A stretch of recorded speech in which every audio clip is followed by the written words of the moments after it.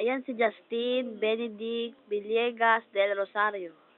Ayan ang kapatid kong sumunod sa akin. Sino ba naman mag-iisip na hindi siya tanga? Tignan mo naman, tangaling tapat na ako, bot wag lang mabidyohan.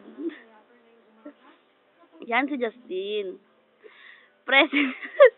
Hindi yan present lagi sa school. Present yan lagi sa inuman.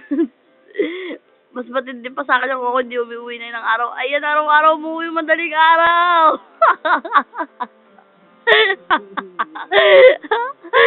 Party goer yan. Lagi, bar hopping always. Always and forever. Ayan na po. Nagtitiis ng mainit. Huwag na mabidyohan. Ayan. Saan ka nakakita? Lagi sinasabi pumapasok siya. Yung ID, nakatago lang sa drawer. Wala dala notebook. Ano isipin mo? Diba? Ayaw mo, maya-maya may susundo na sa kanya dyan.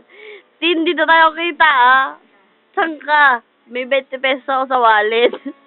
Tatlo lang kami magkakapatid dito. Tapos, yung si Jana. Si Jana, magkatiwalaan mo sa pera. Pera ko yun. Sino hindi mo kukuha? 23 pesos yun. Malupit. Nagtira pa ng dress.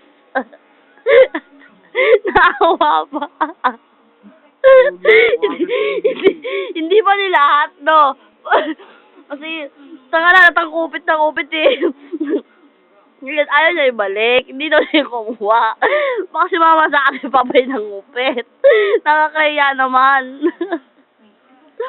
Ayan, gwapo-gwapo niyan. Daw, pogi daw siya. O, tignan mo naman yung mata, tantalay. Talo mo pa nagsasabu. Tignan mo yung mata, tignan mo yung eye bag. Ayan.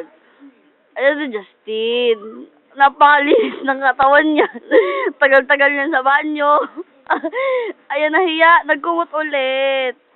Ayan.